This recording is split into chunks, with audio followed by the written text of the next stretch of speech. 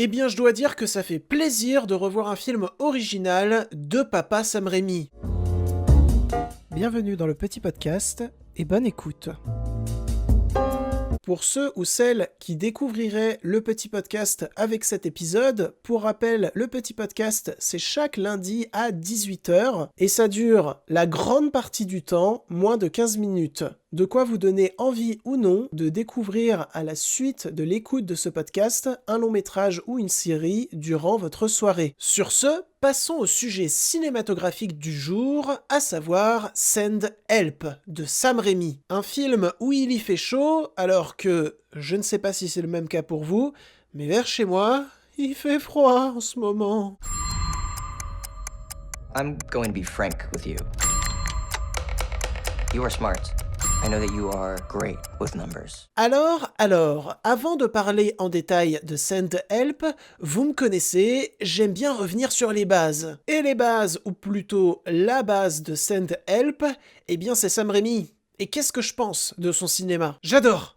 Voilà. Il fallait que je le dise avec autant d'entrain. Sam Raimi fait partie, pour moi, de ces réalisateurs un petit peu à la Peter Jackson, que ça soit dans le style, mais également dans le fait qu'ils ont commencé avec de très faibles budgets, mais tellement d'idées que le futur de leur cinéma en termes de qualité, ça allait forcément être gagné. Et devinez quoi ? Ça l'a été ! Les Illustros, j'adore la patte de Sam Raimi, que ça soit à ses débuts, avec la fabuleuse trilogie Evil Dead, qui est l'une de mes trilogies d'horreur préférées, et même au-delà de ça, l'univers d'Evil Dead, que ça soit dans les films ou dans les séries, encore aujourd'hui, c'est l'un des univers de cinéma qui me porte le plus, et auquel je trouve très peu de défauts, quoi. J'aime également beaucoup la manière dont il a parfaitement réussi à insuffler sa patte graphique tout en la mariant à des codes bien précis dans le domaine du film de super-héros, avec la trilogie Spider-Man ou encore Doctor Strange in the Multiverse of Madness, que je revois un petit peu à la baisse,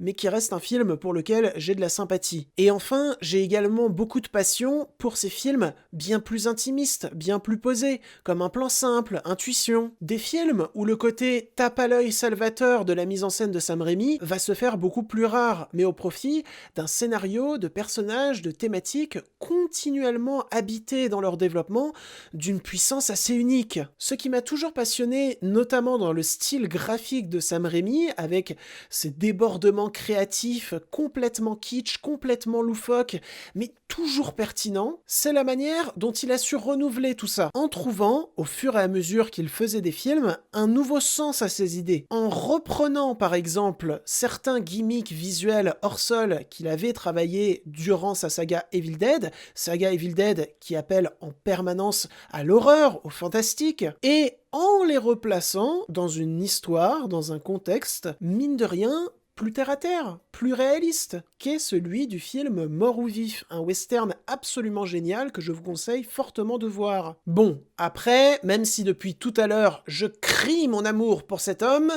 ça ne l'a pas empêché de se foirer, parce que le monde fantastique d'Oz, c'était quand même vraiment pas terrible. Du calme.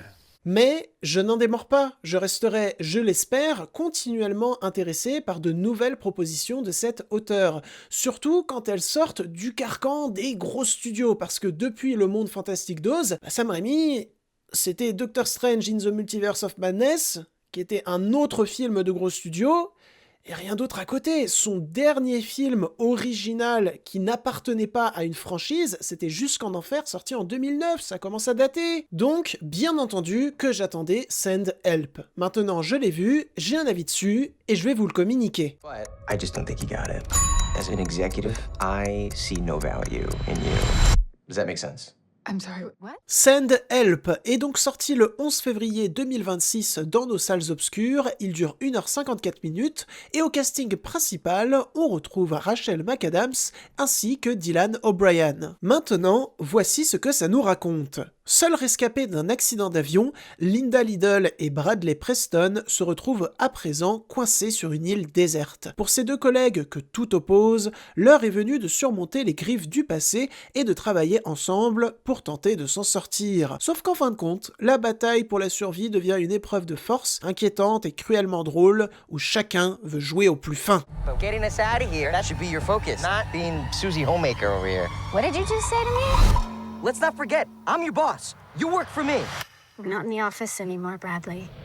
Et verdict, Send Help, c'est vraiment très sympathique. Ce n'est pas le meilleur de ce que peut faire Sam Raimi, mais ça reste très efficace. Notamment dans son côté, film fait par un sale gosse pour des sales gosses. Ce côté-là, on le ressent notamment très fortement dans toute cette thématique sur les deux classes sociales qui vont nous être présentées et qui vont s'affronter au fur et à mesure que le long métrage avance. Où Sam Raimi s'amuse de manière assez courageuse mais également bien méchante, bien incisive, à nous dépeindre que peu importe à quelle classe sociale tu appartiens, tu es une conséquence du système. Et vu que le système est sacrément pourri, en tout cas dans la manière dont il le décrit, tu vas forcément l'être aussi. Et là où la patte de Sam Raimi se ressent beaucoup, c'est de par le fait que le film est profondément nihiliste, mais pas de manière grave, pas de manière sérieuse. C'est tout le contraire. Il l'est de manière absurde, il l'est de manière méchante, il l'est de manière drôle, mais drôle type humour noir, voire très noir par certains instants. Et Sam Raimi se gausse de ça. C'est là qu'on ressent le côté sale gosse, qui peut déranger, mais qui personnellement m'a beaucoup plu, notamment dans le plan final du film, que je trouve vraiment dingue dans ce qu'il raconte. Et cette volonté de nous faire comprendre que les deux personnages que nous sommes en train de suivre sont des pourris, déjà elle se ressent très bien visuellement, dans l'introduction du film, mais également par la suite. Il y a beaucoup de show don't tell qui fait plaisir à voir. Et ensuite, cette volonté, continuellement, elle permet au scénario, qui est somme toute assez basique, de se renouveler intelligemment, en nous faisant tout le temps nous questionner, nous spectateurs, sur qui est véritablement la menace pour qui entre ces deux personnages. Et ce questionnement, il est là tout le long du film, et très souvent, il passe très efficacement de par les visuels, encore une fois, avec un Sam Raimi qui décide volontairement de nous montrer des choses, et de ne pas nous montrer des choses, qu'il va finalement nous montrer, mais bien plus tard, ce qui va nous permettre à nous spectateurs de remettre en cause totalement tout ce qu'on a vu durant les 30 dernières minutes. Il y a un excellent travail sur la profonde ambiguïté de ces personnages. Cet excellent travail qui fait en sorte qu'on soit sacrément à fond dans l'histoire en permanence. Et pour les fans, comme moi, du style graphique de Sam Raimi, là aussi vous allez être sacrément à fond par instant, notamment durant cette séquence de chasse, avec un cochon qui, je suis fan de ça, dans son design et dans son animation, sort tout droit des enfers de la saga Evil Dead. Et il y a également cette séquence de crash d'avion qui part totalement dans un délire cartoonesque à l'image. Encore une fois, je suis fan. Sans oublier une dimension film de zombies, une dimension film slasher, une dimension film home invasion. C'est un vrai mélange des genres Send Help qui frappe toujours juste. À la rigueur, si en premier lieu, il y a un point qui m'a interpellé en négatif, mais qui en deuxième commence à m'interpeller en positif dans le long métrage, c'est qu'il y a certaines séquences en termes de mise en scène que je trouvais un petit peu trop calme, un petit peu trop sage pour du Sam Raimi, mais finalement, je me demande si ce n'est pas fait exprès pour accompagner le mélange des genres et encore une fois nous perdre, nous spectateurs. Et ce, de manière intelligente, puisque ces séquences très calmes, très sages, vont très fortement contraster avec des séquences bien plus vénères qui vont à fond dans un grand guignol qui me passionne. Bref, Send Help, même si, je rajoute cela également, la photographie du film n'est pas ce qui m'a le plus plu. En ce qui concerne tout le reste, vous l'avez très bien compris, j'aime beaucoup. You are stuck with an asshole boss.